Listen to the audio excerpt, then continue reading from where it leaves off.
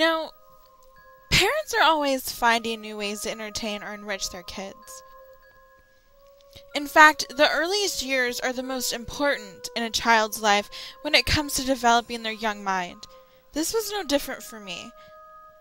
My mom would always take me to the arcades, complete with all sorts of top-of-the-line games, or the parks, with the jungle gyms that were always scalding hot from being in the sun all day.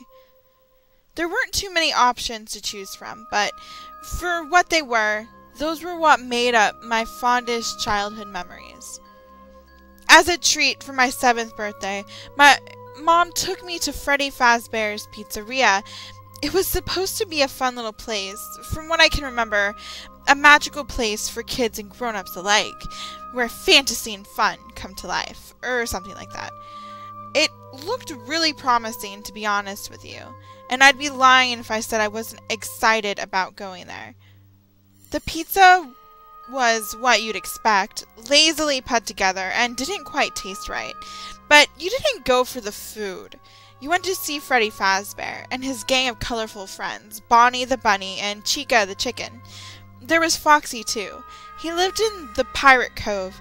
Thinking back on it now, the animatronics were pretty good for the time.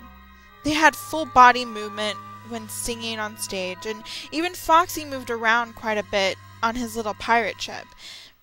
In fact, I remember that after a few songs, Freddy and his friends would come off the stage and walk around, interacting with the kids.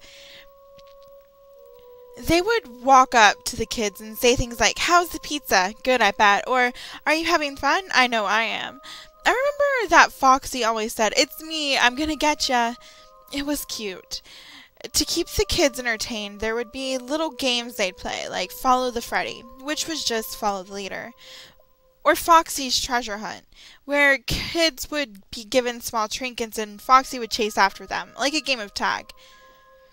I remember I had finished my slice of pizza and asked if I could play the treasure hunt game with Foxy. My mom said it was okay, so I got up, and one of the workers gave me a tiny palm-sized treasure chest. I was actually really excited. Foxy was my favorite. Me and about 6 other kids were given small treasures, and that's when Foxy jumped off Pirate Cove. He yelled, "It's me, I'm gonna get ya," and that's when we all scrambled. It was great fun. I looked over my shoulder and saw Foxy chasing around the other kids, and at one point, he even almost got me. Boy, Foxy was fast. I didn't quite know why at the time, but while I was in the middle of playing the treasure hunt game, my mom lifted me up abruptly and carried me swiftly towards the exit. She said things like, "We've got to go right now," and "We never should have come here." I never heard such urgency in her voice before. I thought that maybe it was because some kids started crying when Foxy caught them. They had screamed really loud and started sobbing. I remember that a bunch of parents rushed over. There was all sorts of commotion and noise, but I was too busy having fun to notice that anything was wrong. But now that I think of it, I do remember that as my mom carried me through the exit, I saw Foxy standing above the body of the kid he had caught. He was staring right at me, with crimson liquid dripping from his sharp teeth. "It's me. I'm gonna get ya."